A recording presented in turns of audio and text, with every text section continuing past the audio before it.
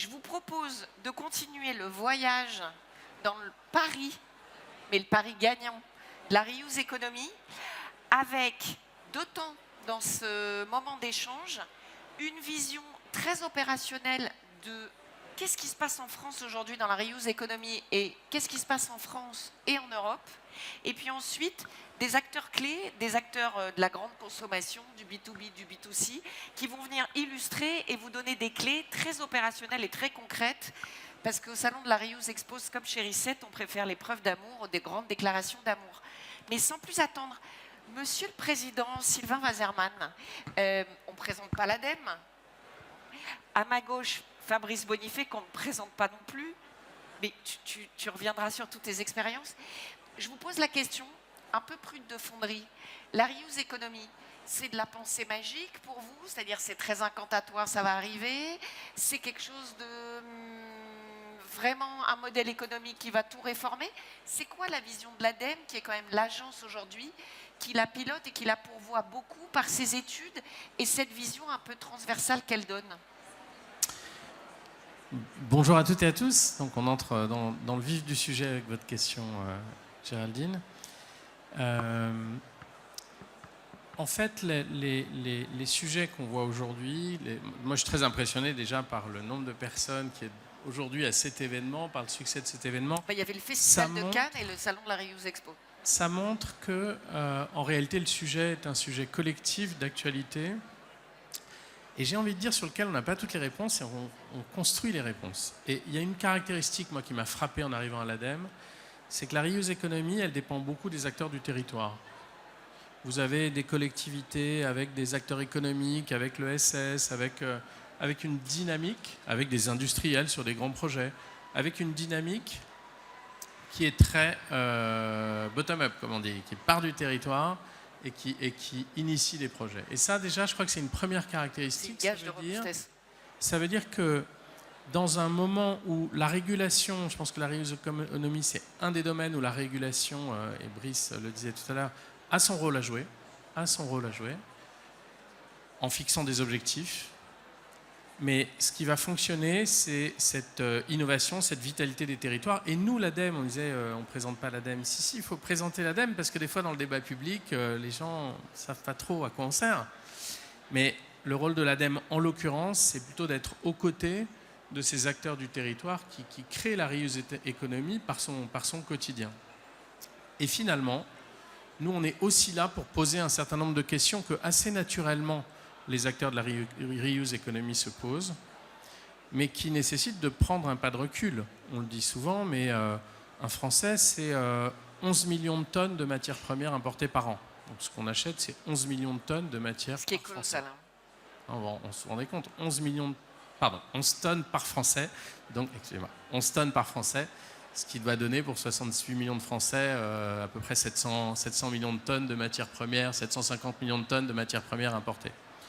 Donc 11 tonnes par Français, c'est quand même une empreinte à travers nos actes d'achat, qui est énorme. Et ça pose deux questions. D'abord, une question presque humaniste, c'est moi en tant qu'individu, quel rôle je prends dans ces grands sujets du monde, dans ces sujets de la reuse economy, quel rôle je vais jouer. Et ça, c'est ma responsabilité. Et je dois y répondre. Donc, j'attends pas tout de la régulation, des acteurs, du reste, du recyclage. Non, je vais me poser des questions. Vous voyez, c'est les sujets, alors nous on appelle ça souvent sobriété, mais c'est des sujets qui sont pas, c'est pas de la décroissance, hein, c'est juste l'idée de se dire, et si on s'interrogeait, si on portait un autre regard sur les choses qu'on achète, qu'on consomme, sur nos modes de vie. Alors, j'étais dans une table ronde avec L'Oréal, je crois que L'Oréal est là tout à l'heure, donc je serais content de les retrouver. Non, mais parce que c'est une très belle entreprise qui vraiment prend un leadership sur ces questions. Et dans une table ronde, on débattait des sujets qui étaient de dire, c'était l'exemple, je sais vous ne l'aimez pas, mais c'était l'exemple de mon gel douche. Vous connaissez peut-être l'histoire de mon gel douche, mais un jour j'ai fait un post LinkedIn sur mon gel douche, et je me suis dit, mais finalement, ce truc-là, c'est absurde, hein, parce que c'est une bouteille de plastique remplie de 90% d'eau avec 10% de produits actifs, au lieu d'acheter un savon. Et en fait, quand on fait ça, j'ai demandé à mes ingénieurs de faire un calcul rapide, c'est 10 tours Eiffel de bouteilles plastiques qui vont dans nos poubelles juste parce qu'au supermarché, le samedi matin, on choisit le gel douche plutôt que de choisir le savon. Et ça, c'est très trivial, je sais, mais c'est juste un exemple de se dire, nous, on a la responsabilité en tant que consommateurs de faire nos choix et de prendre notre place et de prendre nos paris. Et on échangeait justement sur le fait qu'aujourd'hui, si L'Oréal ou des grandes marques comme vous lancez des produits qui essayent de franchir le pas, il n'y a pas forcément la réponse du consommateur immédiate. Donc il faut aussi accepter de s'interroger sur ces éléments très amont, sur notre place dans la reuse economy et dans l'impact qu'on a sur l'environnement. Et ça, je disais, c'est presque une vue humaniste des choses, c'est-à-dire jouons chacun notre rôle, prenons toute notre place. Et vous disiez quel est le premier enjeu, on parlait des enjeux tout à l'heure, mais je crois que ça, c'est un premier levier important. Et le deuxième, si je puis me permettre, ce sont les modèles économiques associés. Ils sont finalement extrêmement complexes. Il y a plein de questions qui se posent. Est-ce que les metteurs sur le marché vont être suffisamment motivés au travers des éco-organismes pour augmenter le réemploi et donc diminuer la quantité qu'ils produisent et diminuer leur chiffre d'affaires? Une question un peu brutale, mais comment est-ce que la régulation va stimuler les nouveaux modèles? Comment est-ce que l'entreprise va réfléchir? On a mené des travaux qui étaient passionnants. J'ai assisté à une journée de débrief de 8 entreprises sur je réfléchis à mon modèle économique et aux offres marketing que je fais à mes clients en intégrant les contraintes et les limites planétaires dans mes offres. Des grandes entreprises. Et il y a des exemples saisissants. Alors c'est l'exemple qui paraît, vous savez, on dit souvent vaut mieux du service que du produit. Ça va être l'entreprise qui vend des sèches-mains pour les hôpitaux, par exemple, qui s'est dit finalement je vais vendre du service et voilà, tout ça c'est... Mais la conséquence directe, c'est que leur premier sujet de profitabilité, c'était la durabilité du bien. Bien sûr. Parce que s'ils augmentent de 2 ans la durabilité du bien, ils peuvent faire des prix plus compétitifs, ils ont une meilleure offre aux clients. Et cet exemple, il est intéressant, parce qu'en réalité, la durabilité devient un critère de profitabilité. Et ça, pour moi, et je finis là-dessus. Et du nouvel imaginaire. Alors, ça, c'est le deuxième aspect, c'est de se dire, les modèles économiques qui réussissent à trouver leur chemin à la fois dans une offre plus respectueuse des limites planétaires et à la fois dans un modèle économique qui tient la route, c'est un peu ça le défi collectif qui est posé au monde économique. Vous le résumez très bien. Et peut-être un mot avant qu'on passe la parole à Fabrice. Ce modèle économique, cette chaîne d'acteurs qui va travailler ensemble pour que le metteur en marché ne soit pas le seul à proposer un produit que personne n'achète parce qu'il faut bien l'imaginaire.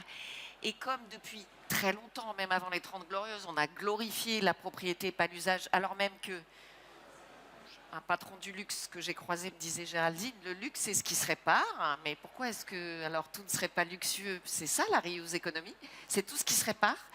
Donc en fait, on a un vrai défi, mais un besoin aussi que l'Europe soit sérieuse et responsable dans sa capacité aussi à accompagner ces marchés qu'on va développer par les grandes entreprises, par les PME et par les territoires, en faisant en sorte qu'il n'y ait pas de distorsion de concurrence avec des produits qui, eux, ne feraient pas ce pari de la reuse et du recyclage, on n'oppose personne, c'est la hiérarchie des 3 R.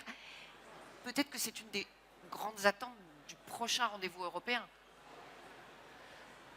Oui, mais ce n'est pas une excuse à l'inaction. D'ailleurs, les résultats de la France sur certains domaines sont, par exemple, le taux de recyclage, sont parfois moins bons que d'autres pays européens. Donc on ne peut pas se réfugier derrière l'attente qu'on peut avoir légitime, parce que bien sûr, les enjeux, et j'ai beaucoup de collègues députés européens avec qui j'échange, mais ça ne peut pas être un alibi à l'inaction. Et là, la beauté de la reuse economy, c'est que c'est une action individuelle, comme je le disais tout à l'heure, c'est une action des acteurs économiques, comme je le disais tout à l'heure, c'est une action des territoires qui allie le monde associatif, le SS, les collectivités et les citoyens. Donc vous voyez, cette action-là, il n'y a aucune raison d'attendre quoi que ce soit avant de la mettre en œuvre. C'est un peu ça le message que je voulais partager avec vous. Très bien, merci. Mais c'est pas fini. Fabrice, je me permets, tu as marqué, puisque tu as eu beaucoup d'engagement chez Bouygues, au C3E, aujourd'hui. C'est 3D. C'est 3E, c'est D3E et C3D. D3E, C3D. Tu as vu beaucoup d'étapes, beaucoup d'épisodes, beaucoup de saisons. Comment est-ce que toi, tu analyses et tu juges la place de la reuse economy dans le défi de la transition environnementale aujourd'hui? Et quel est le conseil que tu donnes aux acteurs économiques qui peuvent être un petit peu réticents ou attentistes, un peu dans ce jeu qui peut être un jeu à somme nulle de si tout le monde s'attend? Alors, le constat, il est quand même affligeant parce que le temps passe et le taux de recyclabilité des matières premières dans l'économie baisse en réalité. Donc, si vous regardez ce que disait le rapport Circularity Gap de 2023, Oui. montre qu'on est descendu à 7,2% des matières premières utilisées au niveau mondial, qui revient dans le cycle industriel, alors qu'il était de 9% en 2018. Et donc, en fait, on en parle beaucoup, mais on en fait de moins en moins. Ça, c'est l'effet... Rebond, un effet... Bah, c'est difficile de contester, ça, c'est des chiffres officiels. Donc, la deuxième erreur qu'on commet, enfin déjà on croit qu'on en fait de moins en moins, première chose. Deuxième chose, on fait croire aux gens qu'on va gagner autant d'argent, voire plus d'argent avec la reuse économie. C'est pas vrai, on va en gagner moins. Et c'est bien pour ça d'ailleurs qu'on ne va pas plus vite pour le mettre en place. Tous ceux qui prennent le contraire sont des menteurs. On va en gagner moins. Mais il faut avoir conscience que plus on va mettre de matières premières sur le marché, transformées en produits, plus on va polluer.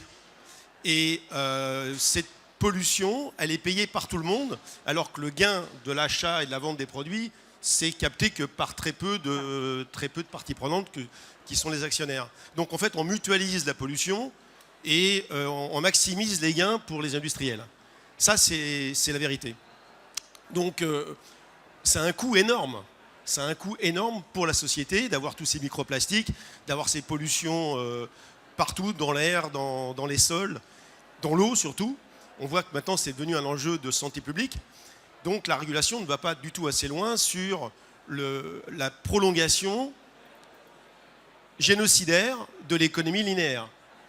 Donc l'économie linéaire, c'est celle qui est encore majoritaire. Extraction, fabrication, utilisation extrêmement courte du produit. Et tout ça, ça finit en déchets. 100 milliards de tonnes de matières premières utilisées au niveau planétaire pour 96 000 milliards de PIB. Donc ça, c'est la vraie vie d'aujourd'hui. Donc, si on veut prendre les choses sérieusement et vraiment avancer sur ce sujet de la reuse économique, qui est la seule voie pour arrêter... comment on peut dire ça, une illusion d'une économie pérenne qui resterait linéaire.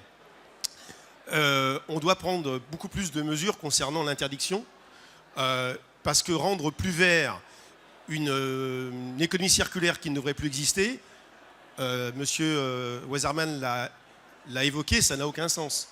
Éco-concevoir des bouteilles en plastique, mais continuer des bouteilles en plastique, ça n'a aucun sens.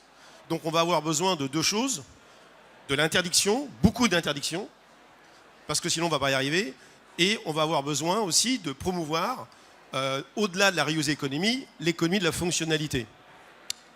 Et alors c'est quoi cette économie ? La reuse économie, c'est le sous-jacent de l'économie de la fonctionnalité. Et si on ne répare pas, il n'y a pas d'économie de fonctionnalité. À condition que le propriétaire reste... à condition que l'industriel reste propriétaire de ses produits. Dans la reuse économie, ce n'est pas forcément toujours le cas. C'est-à-dire qu'il faut vraiment que la responsabilité du metteur en marché soit totale, c'est-à-dire qu'il vende le produit et son contenant, le service qui va avec, en fait, l'emballage, enfin tout, et qu'il ait la responsabilité étendue, c'est-à-dire que certes le client va utiliser le produit à un moment donné, mais le client, il va falloir le responsabiliser pour lui dire, attendez, ce produit tu l'utilises, mais tu achètes un usage, oui. Tu n'es pas propriétaire du produit, encore moins de l'emballage, car ça reste la propriété de l'industriel. Et pourquoi ça reste la propriété de l'industriel ? Parce que l'industriel, lui, s'il est propriétaire, bien entendu, il va avoir tout intérêt, comme l'a dit Sylvain, à ce que le produit dure le plus longtemps possible, parce qu'à chaque minute marginale de bon fonctionnement du produit, c'est de l'efficacité. Eh bien, c'est un peu plus d'argent pour lui.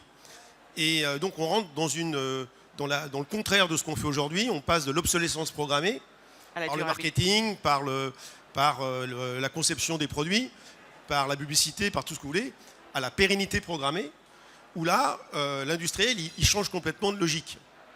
Mais ça pose tout un tas de problèmes, cette histoire-là, sur le problème du BFR pour les entreprises qui vont commercialiser ces produits à durée ultra longue. Parce que lorsqu'on va mettre sur le marché un produit assez cher, mais on va récupérer simplement le loyer de l'utilisation de ce produit, c'est une autre occupation du film. Eh ben, ça va pour des grosses entreprises, ça peut ne pas poser de problème. Pour des petites entreprises, ça va poser des problèmes de financement. Donc nous, au C3D, et on va proposer très prochainement aux acteurs publics de faire émerger avec des établissements financiers un nouveau véhicule financier pour aider ces entreprises qui veulent aller vers l'économie de la fonctionnalité, pour les aider à financer l'achat des matières premières, pour que ensuite le client, lorsqu'il va payer l'usage d'un produit, ben, il y a une partie de cette somme qui aille rembourser le prêt auprès de l'établissement bancaire et l'autre partie de l'argent qui aille bien sûr chez l'entreprise. L'un des principaux freins aujourd'hui à la mise en place de cette économie, c'est précisément le mode de financement. Donc ça, il faut que ça change. Et pour que ça change, il faut qu'il y ait une incitation, donc je vous l'ai dit, réglementaire, il faut qu'il y ait une incitation financière, il faut aussi qu'il y ait un discours de vérité sur cette histoire de mutualisation des pollutions, parce que aujourd'hui, de toute manière, on sait très bien, j'ai entendu M. Wasserman dire, bah oui, pas question de parler de décroissance, mais bien sûr qu'il faut parler de décroissance.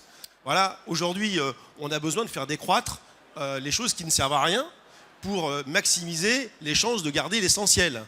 Donc, je pense que ce tabou de dire il ne faut pas parler de décroissance, je pense qu'aujourd'hui, on ne peut plus continuer vis-à-vis des industriels, vis-à-vis des clients, de dire on ne va décroître sur rien.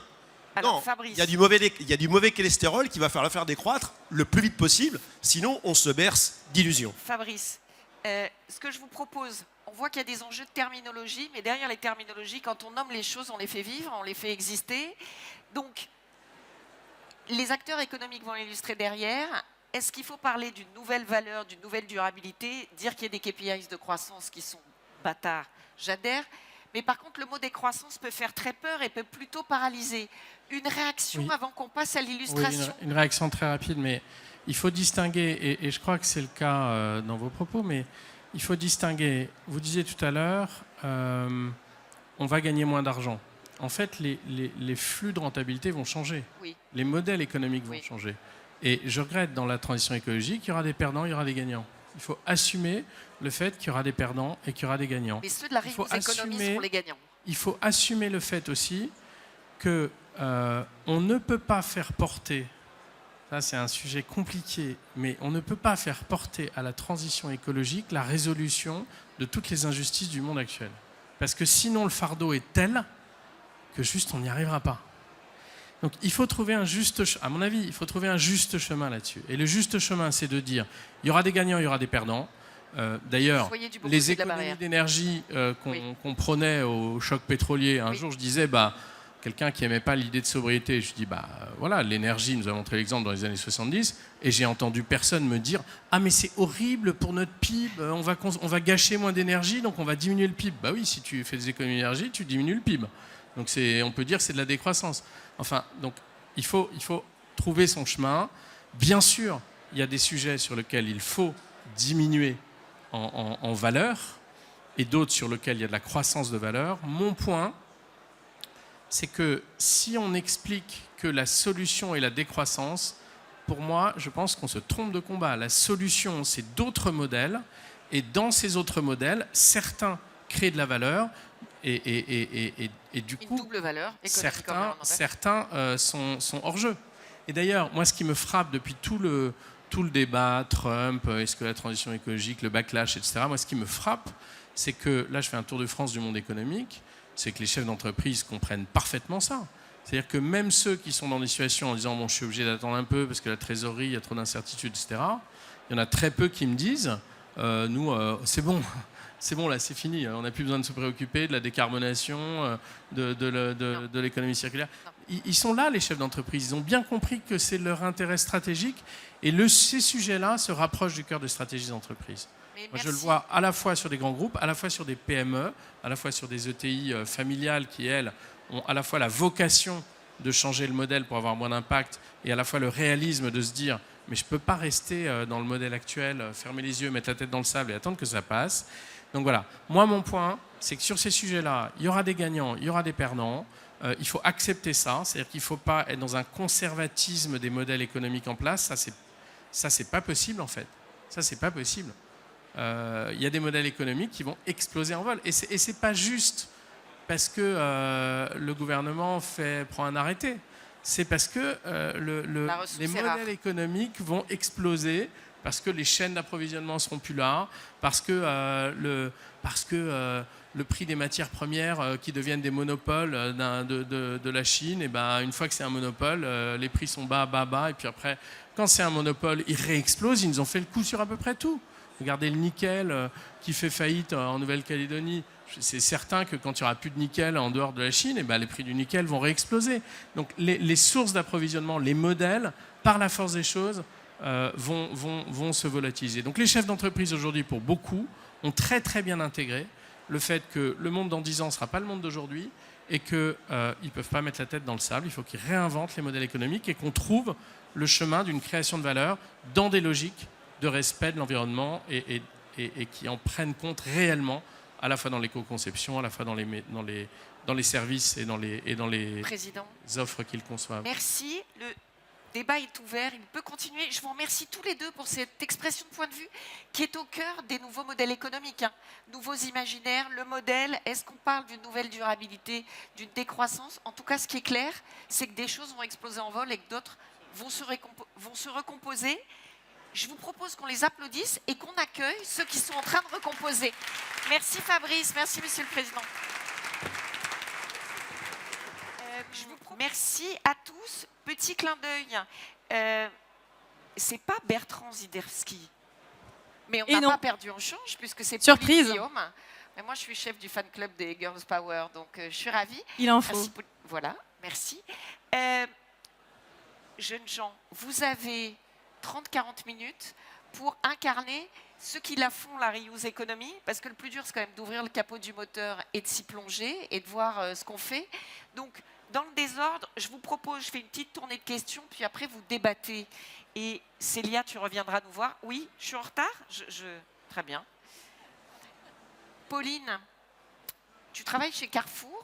Oui, du coup, c'est moi, vous avez compris, c'est pas Bertrand. Voilà. Et je tâcherai de représenter au mieux aussi très bien. ce message. On lui dira, Pauline, Carrefour, vous êtes mis très tôt au réemploi. Comme on se connaît, on va te dire, c'était par pur opportunisme, c'était parce que vous y croyez. Pourquoi est-ce que vous avez pris ce pivot aussi vite? Première question. Et la deuxième, est-ce que ça marche? Et est-ce que les consommateurs le font pour l'environnement ou parce que ça doit être tout aussi désirable, pratique? Et donc, première question, pourquoi vous vous êtes lancé là-dedans à l'heure où d'autres attendaient un petit peu que le mistigris se dissolve? Eh bien, sans surprise, nous, on a compris tout de suite que le réemploi, ça allait être l'économie de demain. Et finalement, il y a eu un appel double. D'une part, les consommateurs qui sont chez nous, qui nous disent qu'ils ont envie d'avoir des meilleures manières de consommer. Donc, il y a environ 40% d'entre eux qui disent qu'ils souhaiteraient qu'en tout cas que le distributeur leur propose des manières plus durables de consommer. Et il y en a même 24% qui citent le réemploi très naturellement. Donc nous, tout de suite, ça fait sens. Ça veut dire qu'il faut qu'on réponde en tout cas à ces clients pour pas qu'ils aillent ailleurs. Il faut qu'on fasse en sorte de répondre à cet appel. Et puis ensuite, ça s'est tout de suite transformé en une grosse conviction.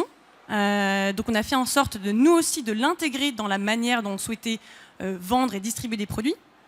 Donc on a ainsi fixé un objectif d'atteindre 300 millions d'euros de chiffre d'affaires de vente en vrac et en réemploi d'ici 2026.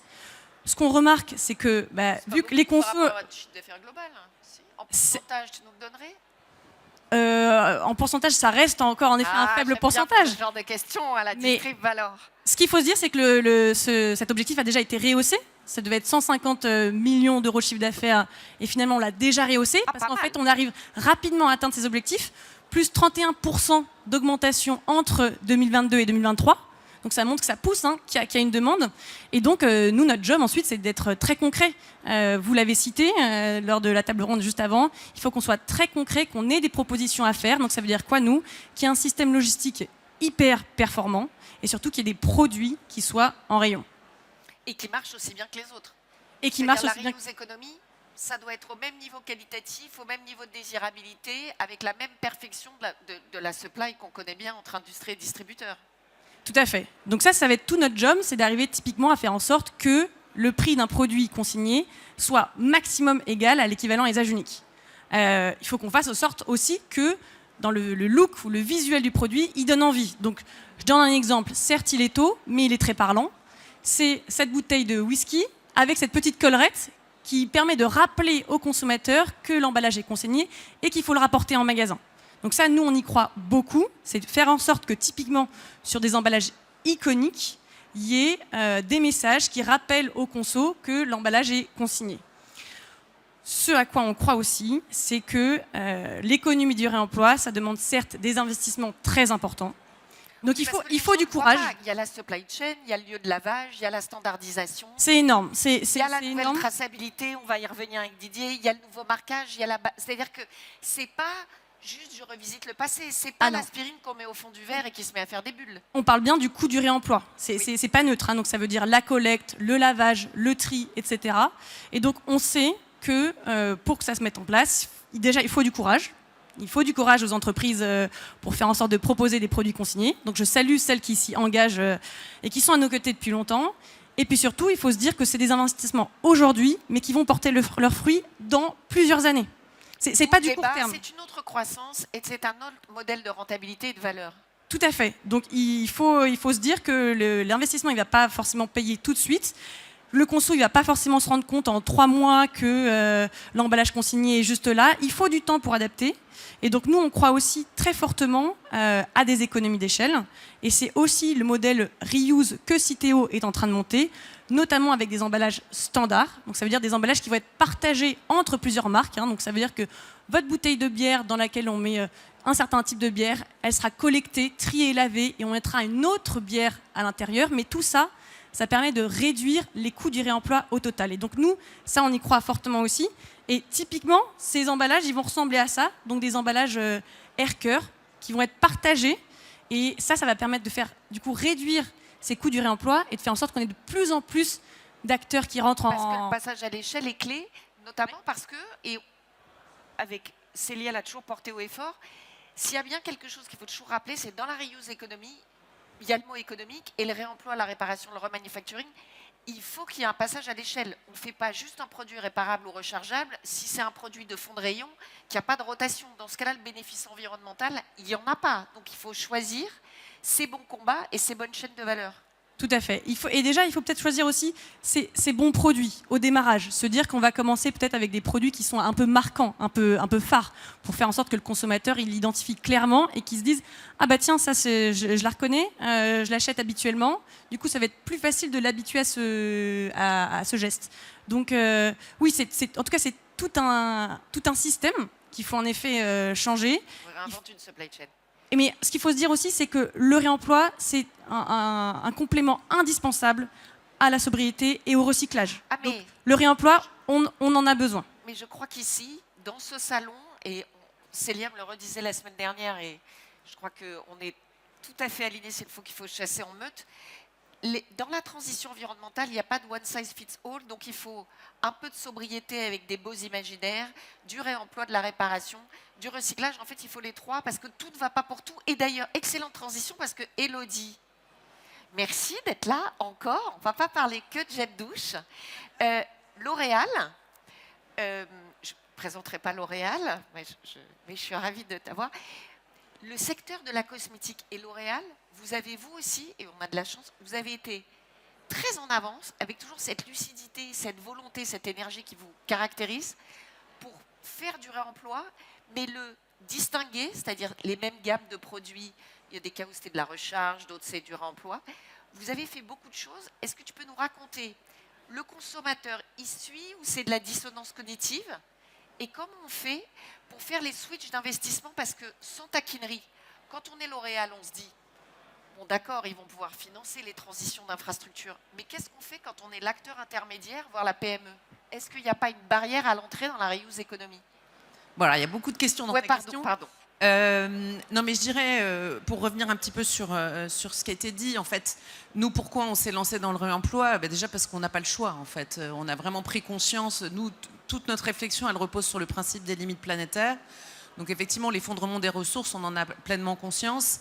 Donc effectivement, rentrer dans l'économie circulaire, voire même effectivement aller sur les sujets de réemploi, pour nous, c'est quelque chose qui est donc de l'ordre de l'évidence.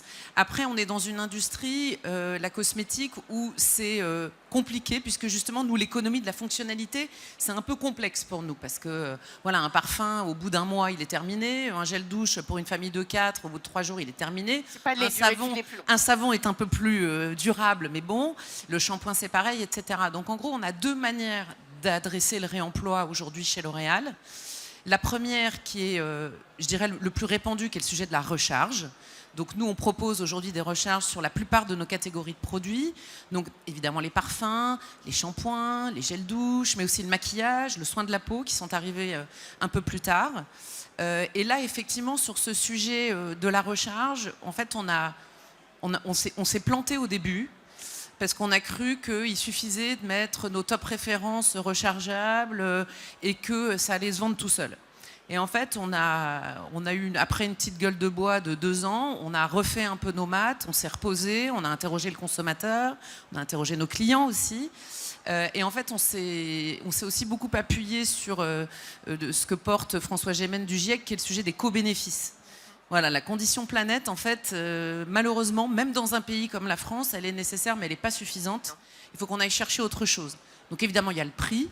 Aujourd'hui, la France, et depuis quelques années, subit une inflation assez forte. Donc le prix, évidemment, a tout son intérêt. Et surtout, il est logique pour le consommateur, parce que quand il achète une recharge, il a le sentiment quand même d'acheter un produit un peu dégradé.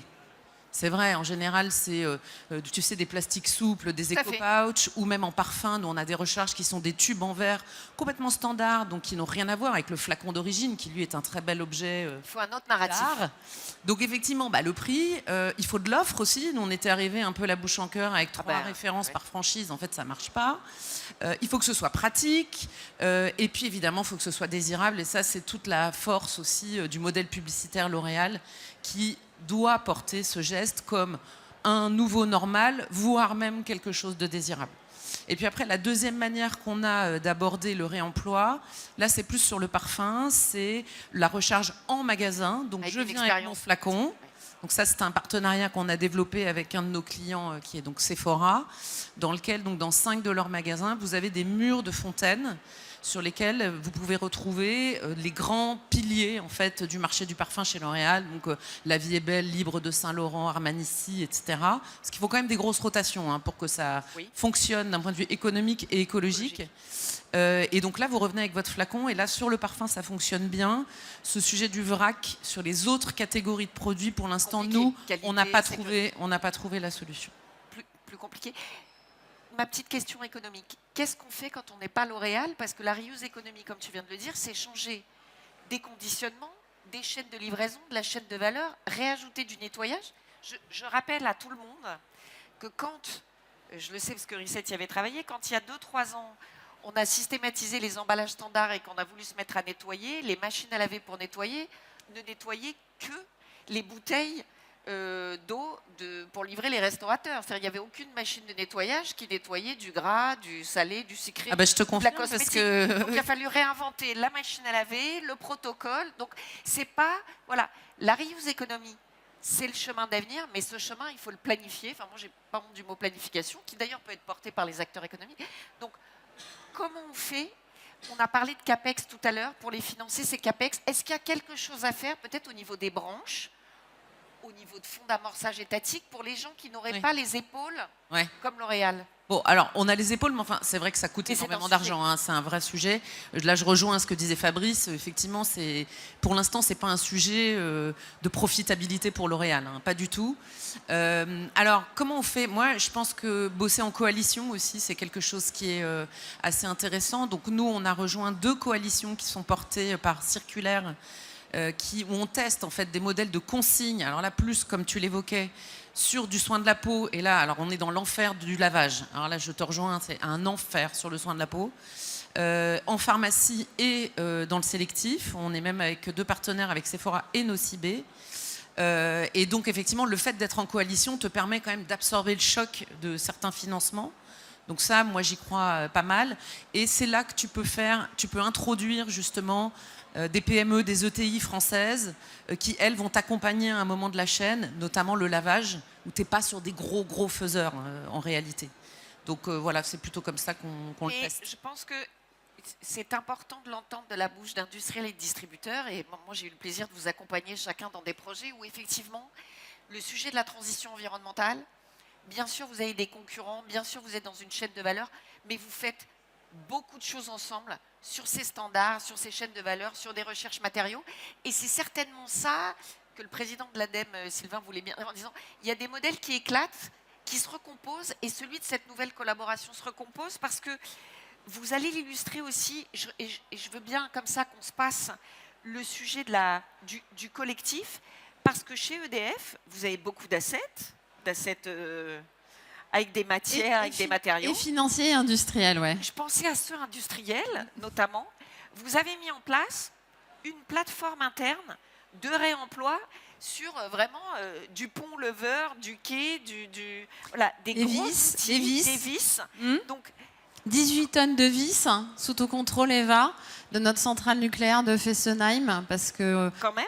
Voilà, on l'a déconstruit et donc on a revendu ça à une entreprise locale. Donc oui, en fait, bon, ça rejoint ce qui a été dit, c'est-à-dire la conscience que, en fait, on a besoin d'être robuste. Pour ceux qui connaissent la référence à Olivier Amand, donc s'adapter dans un monde fluctuant. Et qu'aujourd'hui, quand on passe d'une technologie fossile à une technologie bas carbone, ce qui est notre enjeu, on va faire entre x4 et x8 dans la consommation de matériaux. Parce qu'il faut changer, parce que c'est souvent ce que certains acteurs économiques oublient, et donc c'est pas juste un rebond, c'est que quand on change une chaîne de valeur ou autre, il faut changer. Le risque, c'est de aussi. passer d'une dépendance fossile à une dépendance des matériaux. Donc, Sylvain parlait de 7 tonnes de matières importées. Et quand on se lève le matin, c'est 34 kilos. On pèse 34 kilos de matériaux, chaque Français. Et on passerait à 50 kilos d'ici 2050. Donc nous, notre analyse, ça a été de se dire, on a des actifs qui ont une durée très longue. On veut absolument limiter les dépendances. Et donc, on a un intérêt à faire un maximum de réemploi déjà en interne, mais aussi en externe. Et donc, on a monté cette plateforme qui s'appelle Réutilise. Donc, Eva qui est ici, qui en a pris la charge.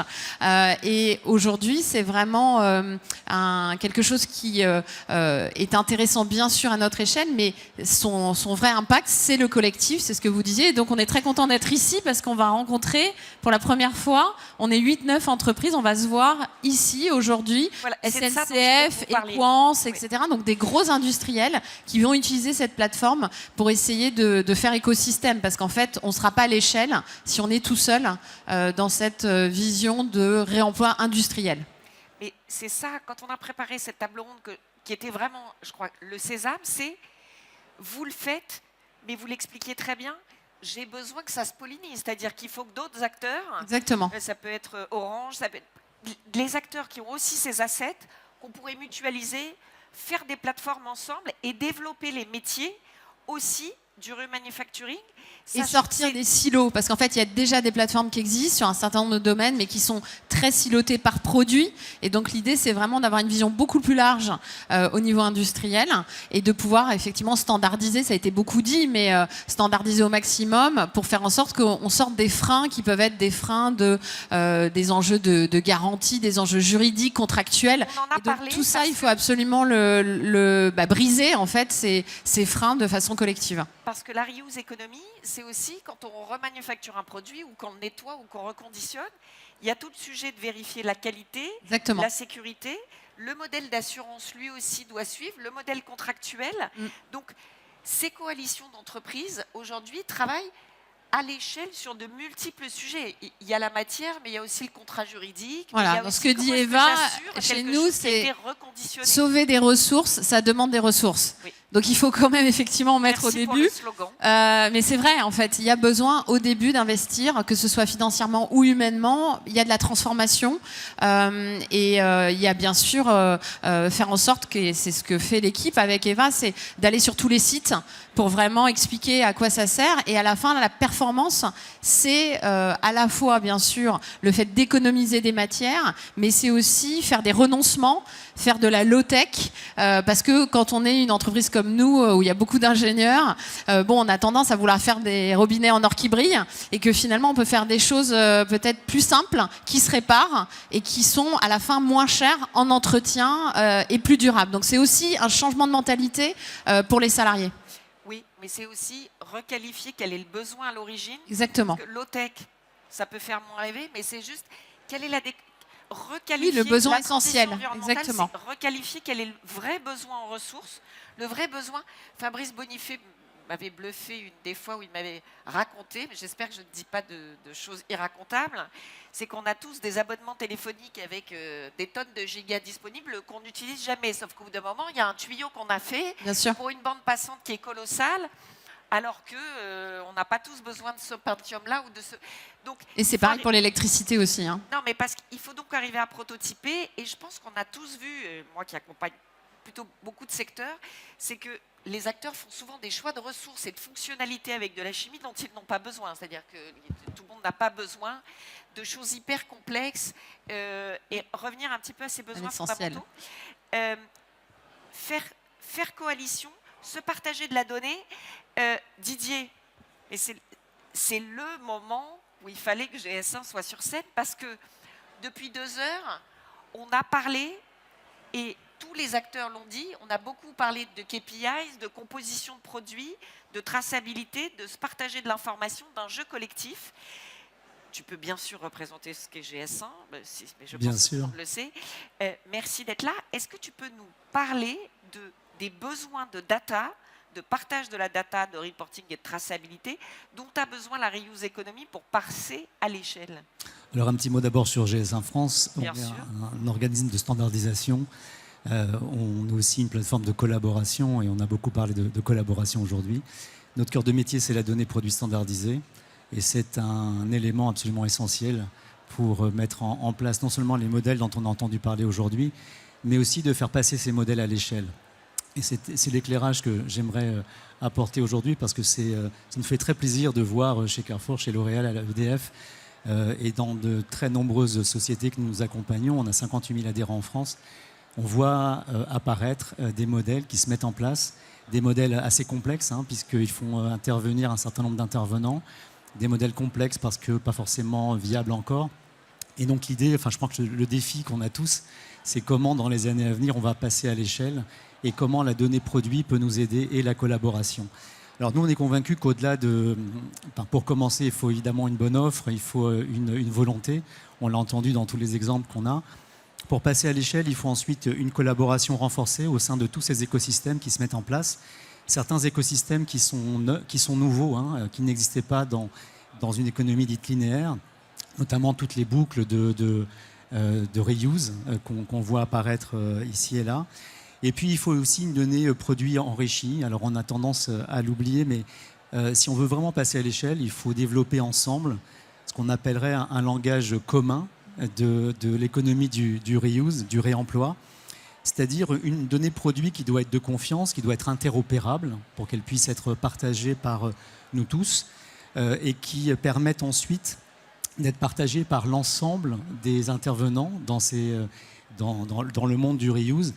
Et dans ces intervenants, j'inclus évidemment les consommateurs qui ont besoin d'avoir beaucoup plus d'informations sur les produits pour être de plus en plus ouverts au réemploi. Et ce que j'aimerais aussi insister sur un élément important, c'est que plus de reuse economy, c'est forcément, alors on l'a dit, beaucoup plus de collaboration. Et pourquoi est-ce qu'il faut aussi beaucoup plus de données produits? Parce que dans l'économie dite linéaire, alors on ne le sait pas forcément, mais pour commercer aujourd'hui, pour qu'un produit puisse être identifié et être vendu et circuler sur la chaîne de valeur, il nous faut quelques dizaines d'attributs. Par attribut, j'entends la marque, j'entends le poids du produit, etc. Ce qu'il faut bien garder en tête, c'est que pour mettre en place cette économie du réemploi, il va falloir beaucoup plus de données produits. Il va falloir connaître un grand nombre d'informations notamment sur les matières premières qui constituent ce produit-là lors de sa mise sur le marché.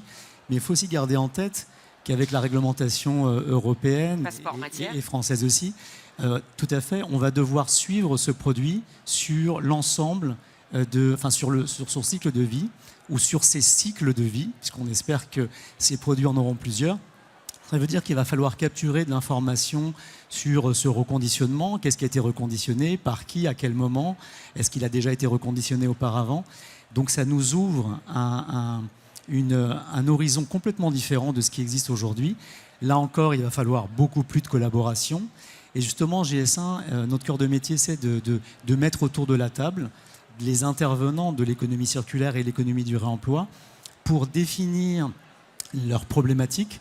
Qu'est-ce qu'il faut qu'on développe ensemble et ensuite on le traduit en données produits standardisés afin que tout le monde puisse parler ce langage du réemploi. Et s'il y a encore 2 minutes, j'aimerais donner quelques exemples très concrets parce que la donnée produit, la donnée des produits. Je pense que c'est ce qui est intéressant pour les acteurs. C'est très important. Exactement. Et ça va aussi soutenir un petit peu tous les exemples dont on a entendu parler jusqu'à maintenant. Prenons l'exemple du QR code augmenté GS1, qui est le nouveau standard que GS1 a lancé au niveau international il y a 2 ans maintenant. On est en plein déploiement de ce QR code augmenté qui va remplacer le code barre que tout le monde connaît, que nous avons sur nos produits et qui nous a bien aidé dans l'économie circulaire.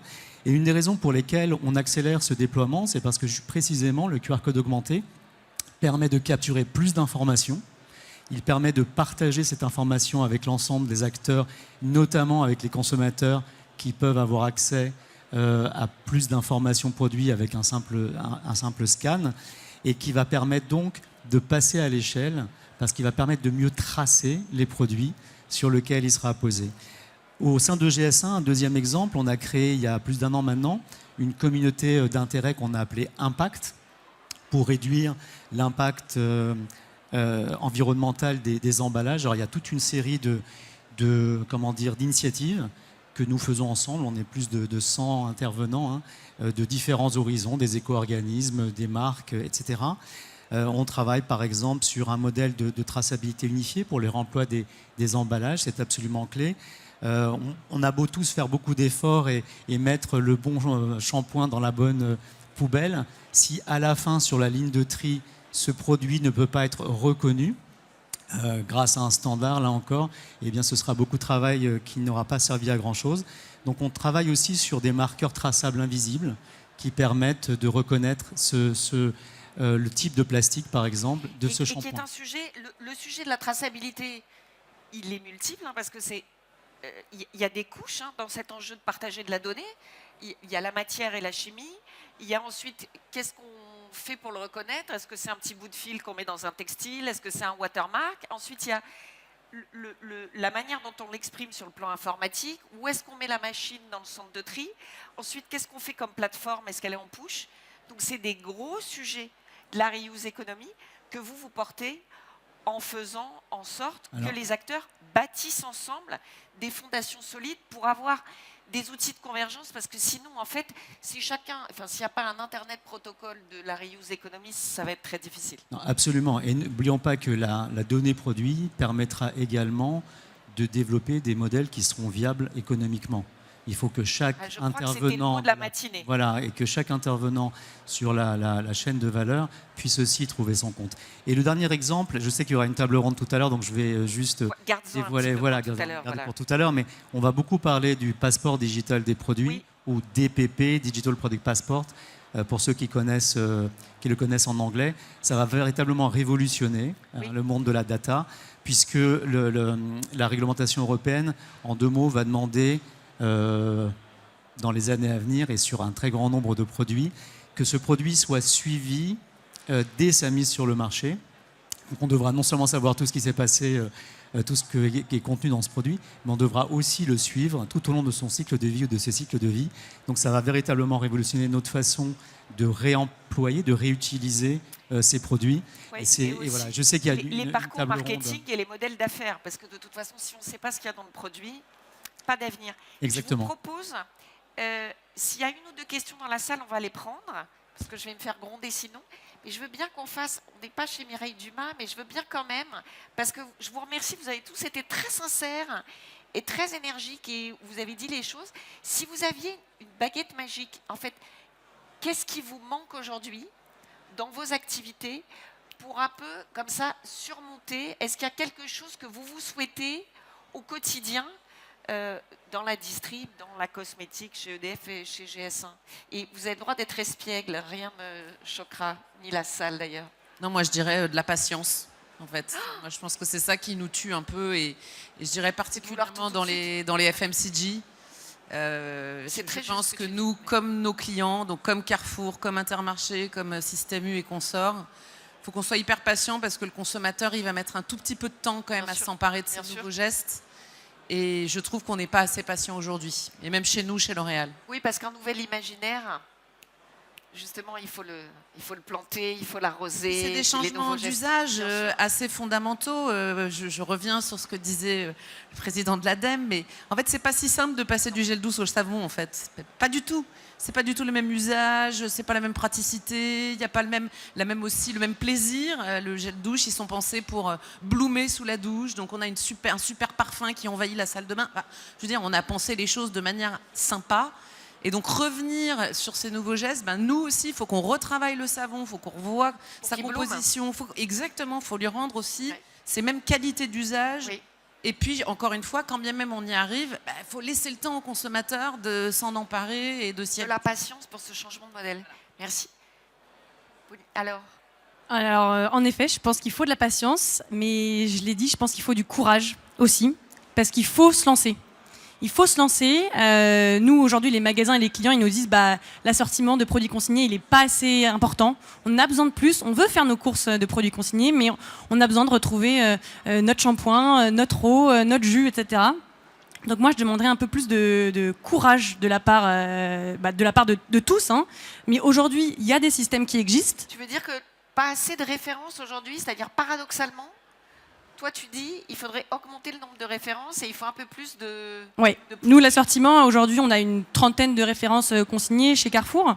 On en souhaite beaucoup plus pour que tous les clients puissent trouver tous les produits qu'ils souhaitent. En fait, il faut qu'on arrive à avoir vraiment un assortiment complètement complet pour qu'il y ait cette transition qui s'opère. Donc, peut-être le courage de dire « Ok, au moins, je vais tester ». Je vais tester. Typiquement, chez Carrefour, aujourd'hui, on a environ 300 magasins qui proposent un système de consigne. Donc, je prends mon courage à deux mains, je vais me dire que je vais tester. Ça se trouve, ça ne va pas marcher.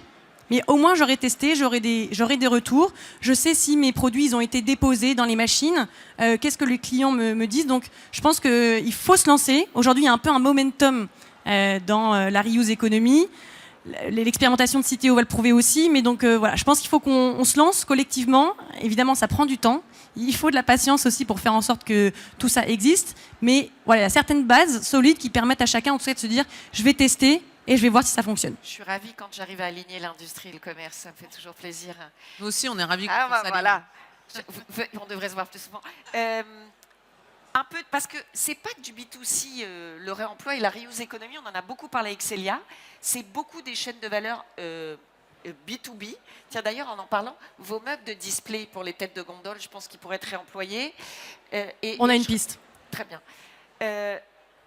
Dans le B2B, peut-être un peu plus que vous incarnez. Moi, je pense qu'il faut ça a été dit plusieurs fois, mais qu'on passe d'une vision de gestion de la pénurie à gestion de l'abondance. C'est-à-dire, en fait, en pensant qu'on est riche, en fait, on gâche. Donc moi, je pense que les crises nous aident d'une certaine manière. Donc je n'ai pas riche, on a des dettes. Exactement. Donc nous, parce qu'on a beaucoup de dettes, on a aussi besoin d'être beaucoup plus sobre. Et donc voilà, faire lien, se mailler avec les autres pour finalement gérer ce risque d'abondance, finalement lutter contre l'hubris. C'est ça en fait pour moi. Et donc c'est un challenge de transformation plus large que les entreprises, mais notamment des entreprises qui est assez difficile. Mais ça va avec je pense, le fait de commencer à comptabiliser. Moi, j'ai Ce qui bien aimé compte. qu'on parle de tonnes et de se dire, parce que Exactement. depuis 20 ans, on a parlé de tonnes carbone, mais moi, j'étais très triste qu'on oublie les tonnes de ressources, parce que Oui. l'effet carbone n'est Exactement. jamais la conséquence d'une consommation de ressources. Et se poser la question, en se levant le matin... Tu vas je te faire promets, engueuler, Jeanne. Géraldine. Mais t'as vu comme je résiste? Je me tournais vers toi. Tu as vu? Compter les tonnes qu'on consomme. Toi, si tu avais une baguette magique chez GS1, Continuer d'aligner les planètes. Là, on l'a vu, il faut aligner le réglementaire, les collectivités, les marques, les un distributeurs. sport d'équipe. Voilà, c'est un sport d'équipe et on est plus fort à plusieurs que seul. Et c'est ce qu'on vit au quotidien chez GS1 France. Bah, parfait. On ne prend pas de questions alors? Alors Célia, c'est Célia qui a dit qu'on ne prenait pas de questions. Célia, tu viens pour le mot de la fin ou de la suite? Parce que dans la reuse economy, il n'y a pas de fin. Merci, On peut les Jeanne Aldi. applaudir, mais on va attendre. Ah, Allez, la minute supplémentaire, je la prends, mais je vais vous la rendre assez rapidement. Merci à toutes et à tous. Je pense que ce qu'on peut se dire depuis le début, c'est que c'est un sujet qui fait consensus.